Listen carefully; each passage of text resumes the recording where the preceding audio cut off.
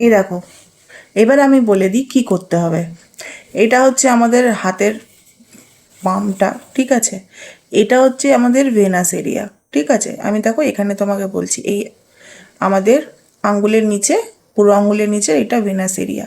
ঠিক এই যে উঠা উঠা জায়গাটায় একটা তোমাদের ঘরে ভালো পারফিউম বলো বা ইত্তর বলো, যে যেটা ইউজ করে, ঠিক আছে। আমি যেরকম এসেন্স ইউজ করি, তো এই এসেন্সটাকে এখানে দিয়ে, ঠিক আছে, ভালো করে এই ভেনাস থেকে এই ভেনাসে এখানটা এরকম করে রাব করবে, ঠিক আছে। দেখে নাও ভালো করে এই জায়গাটা কিছুক্ষণ রাব করে, একটু দেখবে গরম গরম গরম গরম লাগছে, এটাকে চার্জিং বলে, ঠিক আছে। এই যে চার্জ হচ্ছে, ব্যাপারটা অ্যাক্টিভ হচ্ছে, ঠিক আছে। ভেনাস এরিয়া জায়গাটা আমরা অ্যাক্টিভ করে নিচ্ছি।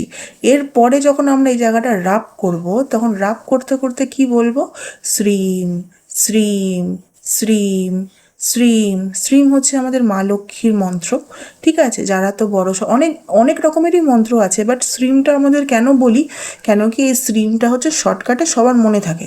আর এই শ্রীমটা ভগবানের মা লক্ষ্মীর একদম মানে কি বলবো, খুবই একটা ছোট একখানা কোডওয়ার্ড, যেটা আমাদের ভগবানকে পুজো করার সময় আমরা এই মন্ত্রটা আমরা ঠাকুরকে বলতে পারি। তো সেই শ্রীম মন্ত্রটা তোমাকে এখানে রাব করতে করতে বলতে হবে। এটাকে তোমাকে অন্তত 30 ডেজ করতে হবে। 30 ডেজ